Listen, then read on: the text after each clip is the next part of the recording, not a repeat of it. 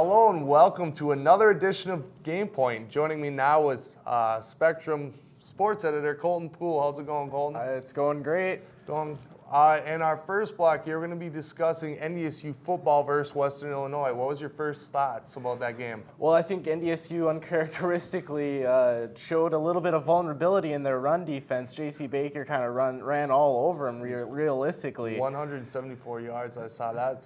I can't remember the last time that someone's even put 100 besides the championship game. But yeah, and I think we're finally seeing the youth of that defensive line. You have guys like Brian Schatz and Nate Tangway, and guys that didn't necessarily have that playing time last year because all of those graduated seniors from last year, and you're finally starting to see the youth starting to show up, despite the fact that you've got a full set of linebackers and secondary with experience. That's one thing that shocked me was I know there's a lot of youth and stuff up front, but just sort of watching that game, there was a lot of linebackers. They're so good at fleeing to the ball, and they were getting caught in the mix where you saw like J.C. Baker, 175 yards right there, one touchdown. Granted, they didn't have the throwing game, but J.C. Baker, he had an outstanding game.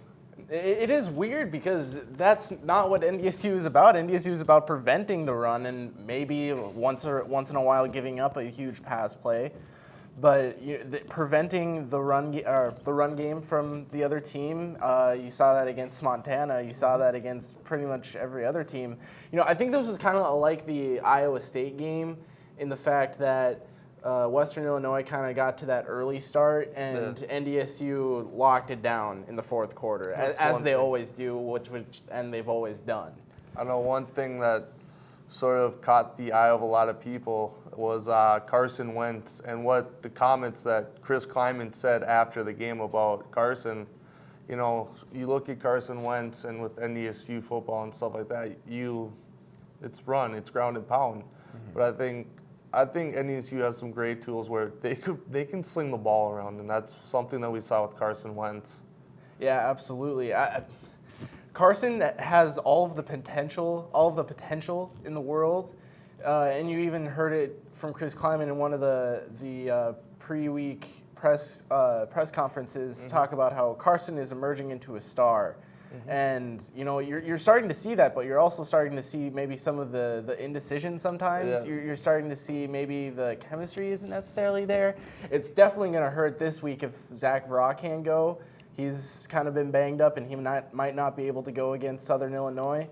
That is going to be a huge loss for this team because you take away a home run threat, and in which case the defense can definitely come up and, I guess for cornerbacks, press you much more, mm-hmm. and force you into mistakes more so. With Vra not being able to go, who do you see possibly stepping up at the wide receiver position? Well, I think the offensive production has to come from a lot of different areas. First of all, NDSU has and always will be a ground and pound team.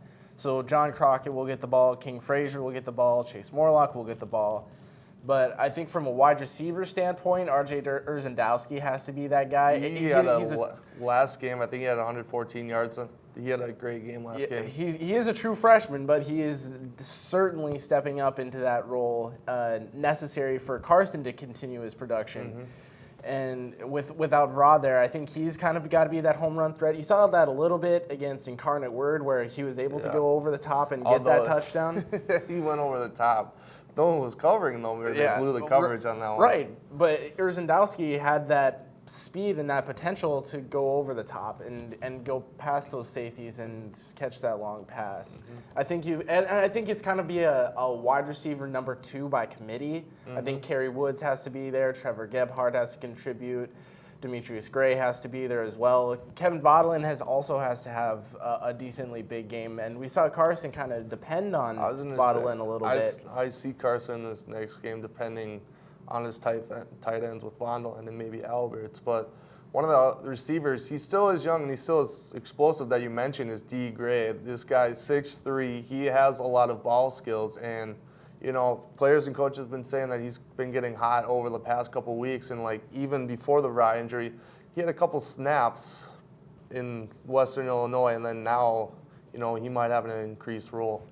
Gray is kind of he has so much potential. He has so much speed, but he has to figure out how to properly run routes, and you kind of see that sometimes with mental errors. Sometimes where the wrong route is run, or whoever's fault that is. I don't know, but I think for them to have that success at a wide receiver number 2 standpoint, Gray has to step up. Gebhardt has to step up in different situations too. I mean, Gray can go over the top. Gebhardt can get a quick slant in the red zone. Wherever that's called of them.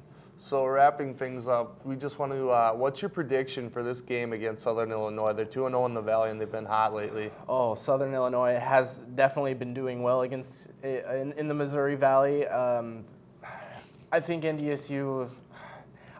I predicted against NDSU in the Montana game, and that didn't turn out so well for me.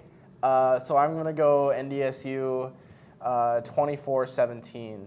I think it's going to be a tough one. It's going to be offensive and defensive games. I think it's not going to be like a huge blowout either way. So I think 24-17 NDSU. It's a solid prediction. Me personally, I don't see. The Missouri Valley is unreal this year. I just don't think if NDSU is going to drop a game, they're not going to do it at the Fargo Dome with that type of atmosphere. I'm going to probably go my score here. It's going to be low. I'd probably say like 23-16 Bison, but that's what I got. Well, coming up next, we're going to have Allie Thorson, SUTV sports reporter, join us for the NFL. It's a bird. It's a plane. No, it's the power of free checking with Kasasa. First Community Credit Union offers free ATMs, mobile banking, and are conveniently located right next to the campus of NDSU. We also offer Kasasa, which is a free checking account that pays you cash. Kasasa requires no minimum deposit to open, no monthly service fees, and don't forget the free ATMs. Discover the power of Kasasa at your local First Community Credit Union.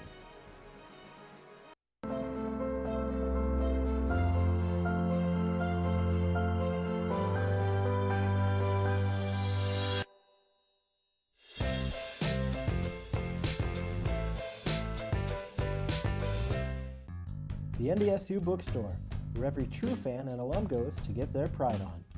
Gear up with a variety of high-quality t-shirts, sweatshirts, hats, and more.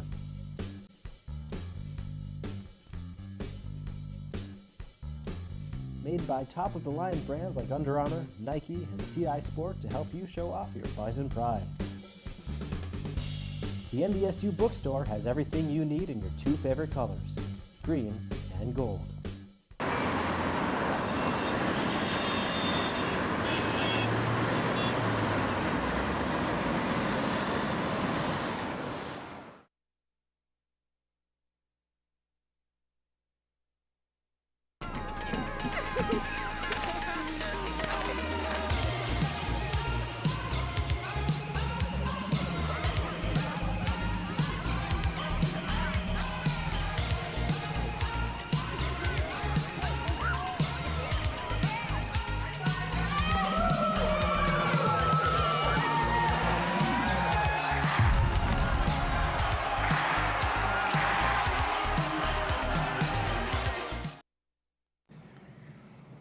Well, welcome back. Joining us now is Allie Thorson. Allie, it's good to have you on. We are going to be talking about the NFL, and it was a big week last week, rivalry-wise, and in the NFC North. Well, for you, it was a big week. I mean, when Minnesota versus Green Bay, I thoroughly enjoyed that game. I bet you did. Not so much over here. I love this banter that we can have in the NFC North: Packers, Bears, Vikings, and of course, this guy has some right to brag a little bit. You have 10 seconds. Go. Beating the Bears and the Vikings. Yeah, it's a close division, but I'm not gonna pull the alarm yet. I'm not gonna get too overexcited. It's only week 6. There's plenty of football left in the season. I agree. Good for you. Take the high road on that one. There's plenty of time. Yeah. But we are looking at another NFC North matchup this week. You guys, what are you thinking? Minnesota, Detroit? Detroit. I hate to say it. I think Detroit has shown some potential. I think more so than I expected, certainly, especially with Jim Caldwell there. The thing that shocks me too is that defense. Yeah, defense doing well. Defense is scrappy despite Schwartz being gone now. I think Detroit has what it takes, but I don't rule the Vikings out by any stretch of the imagination. I definitely don't rule them out because I'm going to give you 2 reasons why. Teddy Two Gloves in, Teddy Two Gloves. Calvin Johnson out. Yeah. That equals a win for Minnesota, you guys. I promise. I don't know necessarily for me. One thing about Detroit that it caught my attention last week and it put a smile on my face was Jim Schwartz returning in Buffalo, and then he told his players, "Hey, if we win, you're carrying me out of Ford Field." And Golden Tate wasn't a huge fan of that. No, that was it was gloating. It was unique to see. It was great to see. Well, here's the thing, from like an entertainment perspective, I enjoyed it at all. If you're a player, let's be real here, it's still week 6. Let's simmer down. And it's the Buffalo Bills in the regular season. It's not a playoff game. It's not the Super Bowl. But it is the Buffalo Bills, and losing to the Buffalo Bills in the past couple years, that's not something you won a game. Carry him off. Yeah. Going into this week, it's Atlanta versus Chicago. What's sort of the outcomes and predictions? What do you guys think is going to happen? I just saw that Lance Briggs is out. Berto Garza might come back as the center. Jay Cutler has been way too inconsistent. I've been such a Jay Cutler fan over the years, but I think with Alshon Jeffrey, Brandon Marshall, Martellus Bennett, Matt Forte, you have way too much firepower to show the inconsistencies that he still has managed to show. And I think it's strange now that he has all these weapons, he's been much more passive. And so that's kind of led him to make these almost boneheaded throws when he needs to convert on a 3rd and 12 or whatever it is.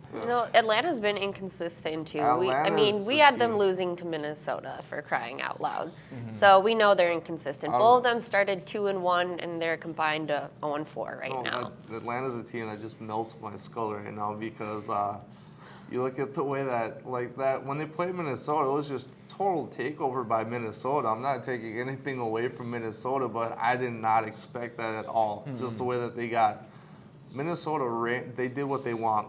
They did what they wanted with them. And I think it was ridiculous because we don't really expect a ton from Minnesota, but then they went out and blew out Atlanta a week after Atlanta went and blew out Tampa Bay. Yeah. The NFL is certainly not a place for an established dynasty anymore. There's a lot of parity throughout the league, and that's the thing too is, with Atlanta, just the inconsistency shocks me because he has 2 big, deep threats on each side of the sideline with Julio Jones and Roddy White. I just don't get how he's not able to utilize them as much as they do. And I think that's going to be a struggle for going against Chicago's defense because you've got Kyle Fuller and Tim Jennings out at the cornerback positions. That's going to be a battle to watch throughout. Mm-hmm. And I think if Chicago manages to slow down either of those 2 guys, and one doesn't go off for 200 yards receiving or something ridiculous, I think Chicago has a really good chance. All right, and now we're going to, I know you guys might not be huge fans of this, we're going to preview Green Bay, Miami. What's your prediction as Green Bay travels down south to South Florida to take on the Heat? I think if this could be a whole different ballgame if Ryan Tannehill shows up for once. So I'm going to take Green Bay, 27-21. I might change my mind mid-game depending on Tannehill. So what about you? I think Tannehill doesn't have the potential that many see in him. I don't see it there with him. He struggles too often, too much. And I think against Green Bay is going to find a way to put pressure on him, which is going to be key, forcing him into mistakes, forcing him into fumbles, forcing him into giving up sacks. I think Julius Peppers and Clay Matthews are going to have a heyday. And Aaron Rodgers, of course, is going to do what he does. The and question hit Randall Cobb and Jordy Nelson is Eddie over and over Lacy again. going to have the week that he had last week? I don't know. We'll see, because the offensive line, they opened up some big holes for Eddie Lacy. I think it was nice for him to have that breakout week. Here's one thing that I look at, too, with Green Bay and Miami is Miami, they still have a decent pass rush, and they get into Aaron Rodgers' head and knock him around a little bit. That could pose for some problems. But it's sort of interesting what you mentioned about Ryan Tannehill. It's probably not the greatest week for Texas A&M quarterbacks. You got Tannehill losing in the NFL, Johnny Football on the bench in Cleveland, and then Kenny Trill drops a game versus Mississippi State. Yeah, not a good day to be an Aggie. No. Absolutely. No, I think we never know when it comes to the home away games. I think this could be a very close game. We've seen crazy games so far this season. This could be closer than we think. And we saw Miami, I believe, beat New England. And so, like you said, the NFL, their prediction is so hard to come up with because anyone can show up on any given day. And especially with the NFL, the way it's set up, with such an emphasis on the passing game where any quarterback can have such a hot day and any quarterback can have such a cold day that it really kind of depends on their game. All right, last topic here. When it rains, it pours. And Adrian Peterson, he can't find his way out of here. Do you ever think you're going to see him in a purple uniform Nope. ever again? I'm just going to put it at a one word no. He's going to be gone. I mean, it's sort of baffling when he goes to the arrest officer and he says the things that he said. Like when he goes in for a drug test and he's like, hey, might have smoked a little bit of weed. I think this is going to be a bigger. There goes my one word. I don't get that. Bigger fallout than Tiger Woods ever had. Really? Yes. Wow. Oh, I'm not sure about that one. I'm calling it. All right. Well, that's a lot. That wraps it up for the NFL portion of the show. Stick around. We are going to talk NHL.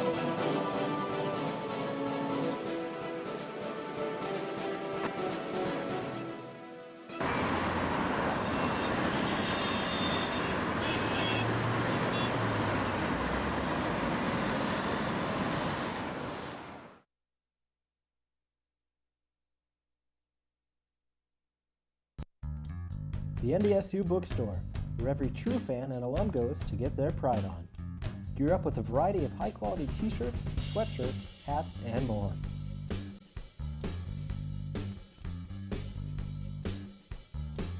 Made by top-of-the-line brands like Under Armour, Nike, and CI Sport to help you show off your Bison pride. The NDSU Bookstore has everything you need in your two favorite colors, green and gold.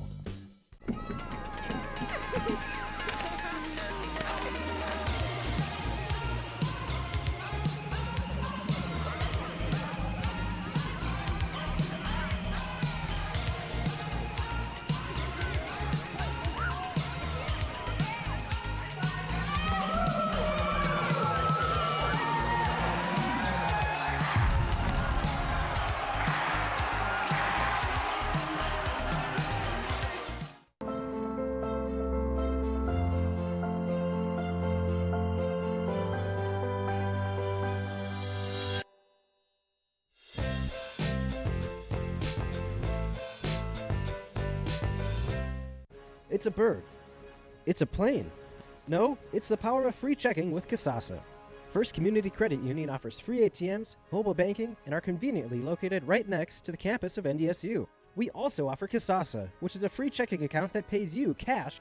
Kasasa requires no minimum deposit to open, no monthly service fees, and don't forget the free ATMs. Discover the power of Kasasa at your local First Community Credit Union. Well, welcome back. I know for me personally, it is an exciting time of the year as the NHL is back and in full swing. There was a full slate of hockey games last night, and the Minnesota Wild played, and wow, did they look good. I think they looked better than good. I think that was a game we did not expect to end up 5-0. I don't know about you, but I was a little shocked, but overly excitedly shocked. Speaking of teams that were shocked, at the Colorado Avalanche in that first period, they were back on their heels. Minnesota was taking it to them. I mean, it was 5-17 in shots after the first period. Here's one thing. I know there's one game that they played, and everyone was going nuts. Like, it's great to see that sort of thing, but let's be real, there's 81 games left. You know, Can't argue that's a great start to 81 games. No, that is a great start for 81 games. And I think that what they look at about this Wild team this year is what they're talking about is they're not dumping the puck in as much as they used to, where, you know, dumping the puck in, dumping and chasing isn't that bad of things, but you can't do it too often where you don't want to get caught in the neutral zone. And I think this year, you saw it last night, their puck possession was unreal, the way that they were moving the puck around the net. The time of possession in that game was it was all Minnesota. Minnesota dominated pretty much every part of that game, but when you looked at the cleanliness of that game, the passing, the time of possession, the record of 48 shots, that was all Franchise Minnesota. record, yeah. I think there's another aspect of this team, too, that it's going to be a while before the verdict's out on this, but the goalies for Minnesota, you know. That's always been a carousel ride for them. What are we looking at this year, I know, though? you look at Kemper, he played how he should play. He got a shutout, but it was a team shutout. He really wasn't challenged that much, and it's going to be interesting to see because his first start last year was up in Toronto in the ACC Air Canada Center, and he got embarrassed. Like, it was 4-0 through the second period, and that's when he got yanked. But, like, he let in a lot of soft goals. Now, granted, he's gained more experience and stuff like that, but it's going to be interesting to see that if he can keep consistency up and he's going to play. He has a defense in front of him to keep it all away from him. I think the key for Minnesota this year is not to make it about who is in goalie this game, but keeping it away, keeping the defenses framed as well as we possibly can to make it not about the goalie. All right, so after last night, how do you think Minnesota's going to do this year? Where do you see them ending the season? I see ending the season, we're talking playoffs. Playoffs? We didn't see any drastic changes to the team, no heartbreaking news. This is a team that was just as good as last year and is going right back. Mm-hmm. I think with this team, it was sort of interesting because people picked I saw this, there was a lot of people that were saying, Minnesota, yeah, they're good. They could make that next step. And at the same time, they could miss the playoffs. Even I know the majority is Chicago is taking it, but I think they're we in have the just as good a toughest chance. division in the NHL. And like the thing, Pretty much looking at the World Cup League of Death over here. Mike Yeo even recognized that too. I remember in an article with Michael Russo of the Star Tribune, he said, this could be a Stanley Cup team, or we could just straight up miss the playoffs in general. It's that consistency. And when you look at the division, you have Chicago. It's what it is. Chicago is going to do what they do. They are a Stanley Cup contender. You look at St. Louis, they added a piece like Paul Stastny in the offseason. They're going to be even stronger. The thing that I'm a little bit skeptical about St. Louis is their goaltending, but regardless, I fully expect St. Louis to be in the playoffs. You looked at Colorado, people kind of wrote them off. They said, hey, maybe they're not going to be able to make the playoffs. One thing I don't think people realize is Matt Duchene, he missed the majority of that series, and he is an absolute playmaker. I think if he was able and he wasn't injured, it might have been a different series where Minnesota might have lost. I completely agree with you. It's like you said, there's 81 games. We can't write anybody off yet. But there is 81 games. Let's so we're speaking of preseason picks, we're going to go into the award winners for this year. So who do you think is going to win the Hart Trophy?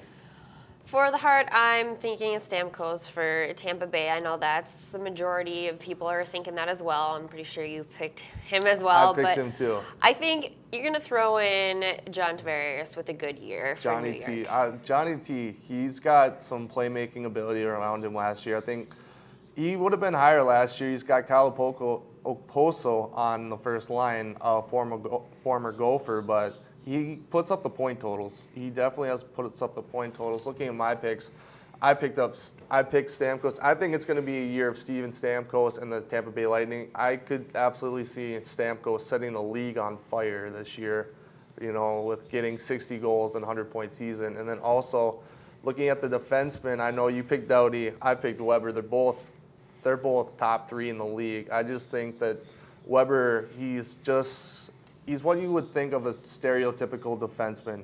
He's a big body, 6'4", absolute bruiser if you try to enter the zone on him, and he gets a lot of points, and he is an absolute clap bomb. Doughty, a little bit less profile, but Doughty can rock the body. Doughty can fire shots or everything, but I think what people miss with Doughty is he's so good with the puck. And I think me and you can both put on our, bias pick of Suter just because, we can. Trust me, when I saw that out of Ryan Suter last night, there was, I think it was either the third or the fourth goal, but when he comes in off the bench and then he just goes charging into the goal and one of the wild guys comes from behind the nets and hits him with a one-timer, that was an absolute bomb that he dropped last night. Like, I was speechless when I saw it. My jaw dropped. I'm like, are you kidding me right now? And just in your personal opinion, who do you have for the goalie of the year? For my goalie, it's still, I think he's the number 1 goalie in the world. He's just been inconsistent at it. Carey Price, he won the gold medal for Canada last year. He was the goalie that they relied upon. He carried Montreal very far into the playoffs last year, and that's the thing. Montreal, he got injured, and that's why they lost because of Chris Kreider crashing the net. I picked Rask, but Jonathan Quick is going to be a quick second. Yeah. I think he has the performance. He's won 2 Stanley Cups. I still think he gets overlooked sometimes. He is one of the best goalies in the world. I just think for me, if Carey Price steps up his consistency this year, it's going to be scary the way that he plays. And I don't know about you, but I'm picking Ovechkin for the 3-peat. Ovechkin. For the Rocket Richard Trophy. He could. The one thing that I want to see out of Ovechkin this year is, when he was younger and more into the league, he still gets the 50 goals, but it's the way that he scores the goals. Like, when he was younger, they were all highlight reel goals, like him entering the zone, deking and dangling through his way through the defense and scoring. But now, when I see Ovechkin, not just the guy who is working the left wing on the power play, who stands still and just waits for one-timers all day long. I'd like to see Ovechkin move the puck more and be more active. Definitely. I mean, we look at if you're scoring goals, yeah, you want that highlight reel goal, but score the goals. Clap the bomb. And then finally, we are looking into the Calder Trophy, which goes to the Rookie of the Year. Who did you have? I had Tampa Bay again. You said this is Tampa Bay. This could easily be Tampa Bay's year, and I completely agree with you. With Jonathan Drouin, it is unfortunate that he got injured. Where people are gonna wait a couple more weeks for his rookie debut. But I think you put Jonathan Drouin on a line with Stamkos, and the way that Drouin works is he's a playmaker. He's excellent at dishing the puck. It seems so simple. You have someone that's great at dishing the puck, and then you have a goal scorer like Stamkos.